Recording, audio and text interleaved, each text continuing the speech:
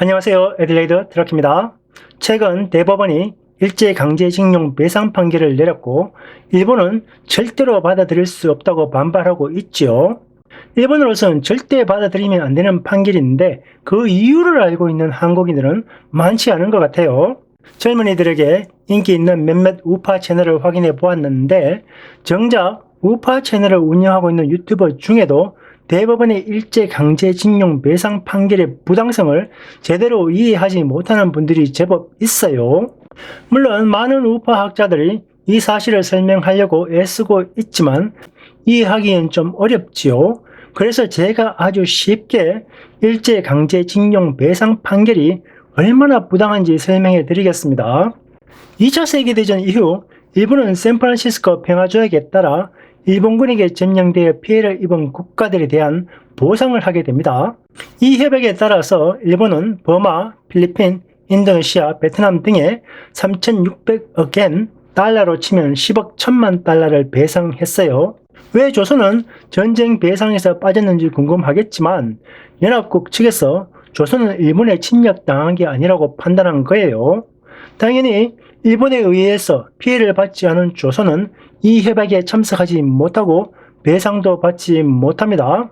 많은 우매한 백성들이 조선이 일본에 의해서 침탈당했다고 생각하지만 아니에요. 조선은 일본과 전쟁을 한 적이 없습니다. 조선은 일본과 평화적으로 을사조약을 맺고 한일 합방을 통하여 스스로 일본의 속국이 되었죠. 을사보호조약 체결 후 이렇게 다 같이 모여서 기념사진도 찍고 밥도 먹고 술도 한잔하고 한 거예요. 즉 조선과 일본은 평화적으로 술 한잔하면서 한일 합방에 합의한 것입니다. 일본이 무력 시위를 했건 겁을 주었건 그런 건 문제가 안 되죠. 스스로의 비겁함을 감추기 위한 핑계는 될지 몰라도 조선이 자발적으로 일본의 속국이 되었다는 역사적 사실에는 변함이 없어요. 그 이후 조선과 일본은 하나의 국가가 된 거예요. 한일 합방 후 일본은 조선의 근대화를 위하여 많은 일을 합니다. 이때 조선시대의 노비 제도도 사라졌어요. 조선시대의 노비들은 짐승만도 못한 취급을 받았지요. 특히 여자 노비들은 양반들의 성노리개였는데 한일 합방이 되면서 이런 여자 노비들에게도 인권이란 게 생겼어요. 이때부터 형편이 되는 집안의 여자들은 글을 배울 수 있게 된 거예요. 패미하시는 분들 일본에 감사하셔야 합니다. 많은 우매한 백성들이 물고 빨고 있는 세종대왕, 사실 이놈이 한국 역사상 가장 악랄한 노비 제도를 완성한 놈이죠. 정상적인 국가들은 전쟁을 해서 정복한 국가의 포로들을 자국으로 데리고 와서 자신들의 백성을 편하게 살게 하기 위하여 노예나 노비로 만드는 데 반하여 세종은 양반들의 성군이 되기 위하여 자신의 백성 70%를 노비로 만들어버린 폭군입니다. 세종 이전에는 노비의 자식으로 태어나더라도 평민과 결혼하면 평민이 되어 평범하게 살아갈 수 있는 기회가 있었지만 이렇게 되면 노비가 줄어드는 문제가 생기죠. 따라서 양반들만의 성군인 세종이 법을 바꾸어서 노비와 평민이 결혼하면 노비가 되는 법을 만들어 버립니다. 따라서 세종 이후로 한 번 노비는 영원히 노비가 되고 노비의 딸을 사랑하는 평민은 그 여자와 결혼하기 위해선 스스로 노비가 되거나 야반에 사랑하는 여자와 도망쳐서 숨어서 살아가는 방법뿐이죠.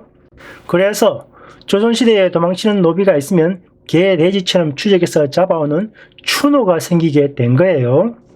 세종은 한국 좌파 역사학자들이 만들어낸 역사상 가장 과대평가된 조선의 폭군입니다. 보니 안동 김씨나 전주 이씨가 아닌 사람들은 한일 합방에 감사해야 합니다. 한일 합방 아니었으면 지금도 대부분의 백성들은 노비로 살고 있을지도 몰라요. 특히 자유로운 삶을 즐기시는 여성분들은 더욱더 일본에 감사하시기 바랍니다. 아무튼 종전 후 일본과 싸우다가 점령당한 버마, 필리핀, 베트남, 인도네시아가 일본과 맺은 샌프란시스코 협약에 조선은 참석하지 못하고 배상도 받지 못합니다. 당연하죠. 조선은 자발적으로 일본의 속국이 되었기 때문이죠. 그 이후 6.25 전쟁도 발발하고 한국이 완전히 거지 국가가 되었을 때 한국의 박정희 대통령이 일본에게 도움을 요청하게 됩니다. 한국은 일본과 전쟁을 한 적이 없기 때문에 전쟁 배상금은 요구할 수 없었지만 위안부나 일제징용 후 임금 체불에 따른 피해자에 대한 보상을 일본에게 요구했어요.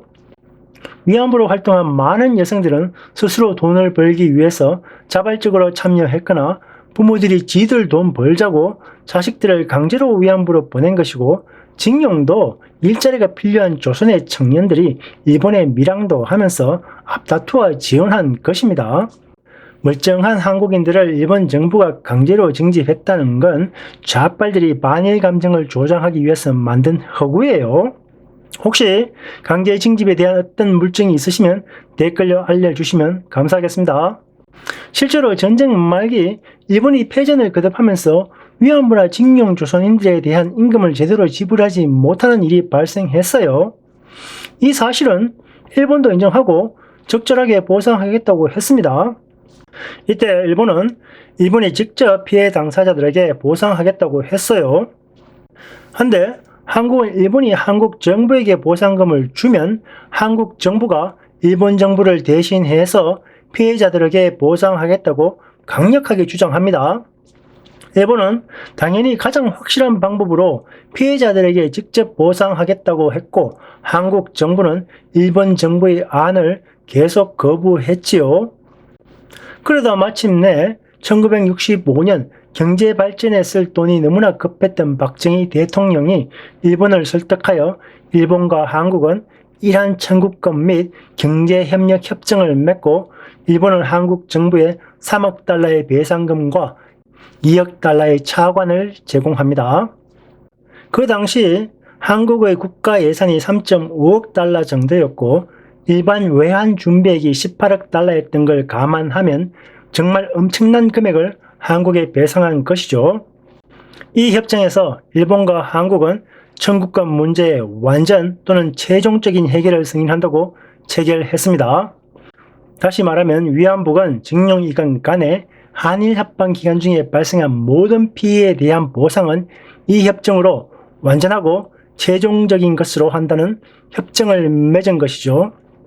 당연히 예상했겠지만 한국 정부는 일본으로부터 엄청난 돈을 받은 사실을 국민들에게 알리지도 않고 받은 돈으로 포스코도 만들고 댐도 건설을 하고 고속도로도 닦고 재벌들 자금도 대주고 흥청망청 잘 썼어요. 어찌되었든 그 돈을 기반으로 한국은 한강의 기적을 이루었어요.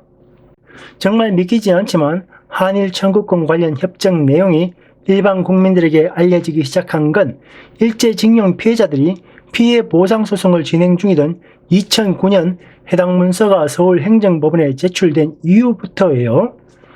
이때 한국의 외교통상부는 일본에 동원된 피해자의 미지급 임금 청구권은 일본으로부터 무상으로 받은 3억 달러에 포함되어 있다고 공식적으로 밝혔어요. 다시 말하면 한국 정부가 일본으로부터 보상금을 수령했으니까 한국 정부가 알아서 보상을 해야 한다는 사실을 공식적으로 인정한 것이죠. 그 당시 양승태 대법원장은 한국 정부가 강제징용에 대한 처리를 외교적으로 잘 해결하기를 기다리면서 강제징용에 대한 판결을 유보했었지요. 그런데 문재인 종북 좌파 정부가 들어서면서 전형적인 좌파 정치 판사인 김명수가 대법원장에 임명됐어요. 김명수 대법원장은 자신을 대법원장에 앉혀준 문재인에 보답하기 위하여 정치 판사답게 놀랍도록 편파적인 판결을 만들어냅니다. 일단 일제징용 피해자들에 대한 사법부의 판단을 유보했던 양승태 전 대법원장을 사법거래 혐의를 적용하여 감옥에 쳐넣어버리죠. 그리고는 국가 간의 조약을 그냥 무시해버리는 편파적인 판결을 내립니다. 일제징용 피해자들에게 일본이 배상금을 지불했으니 또다시 일본 정부는 배상금을 낼 필요가 없지만 일본 기업들은 위로금을 지불해야 한다는 무슨 개같은 판결을 내립니다. 심지어 문재인 정부도 이게 지나친 억지라는 걸 인식하고 한국과 일본의 기업이 공동으로 기금을 만들어 피해자들에게 위로금을 주자고 주장하죠. 하지만 이건 돈이 문제가 아니라 한국이 국가 간에 체결한 협정을 지들 마음대로 파기한 것이라 일본 입장에서는 절대로 받아들일 수가 없지요. 이런 선례가 만들어지면 일본과 협약을 체결한 수많은 국가들이 협약을 쌩까고 억지를 부릴 수 있게 되는 거예요. 따라서 일본은 당연히 청구권 협정으로 돈을 받은 정부나 그 돈으로 성장한 포스코나 한국도로공사 같은 한국 기업이 알아서 하라는 입장을 고수하는 것입니다. 자, 마무리하겠습니다. 일본과 한국은 이란 청구권 협약을 통하여 일본과 한국 간의 모든 배상 문제를 완전하고 최종적으로 합의했습니다. 따라서 한일 합방 기간 중 일본의 피해를 입었다고 생각하는 모든 피해자들은 일본을 대상으로 소송을 제기하는 게 아니라 문재인을 대상으로 소송을 제기해야 합니다. 부디 일반 백성들이 문재인과 그를 추종하는 종북 좌빨들의 반일 선동에 더 이상 노론하지 않기를 바라면서 오늘 이야기를 마무리하겠습니다. 이상 애들레이드 트래키였습니다. 감사합니다.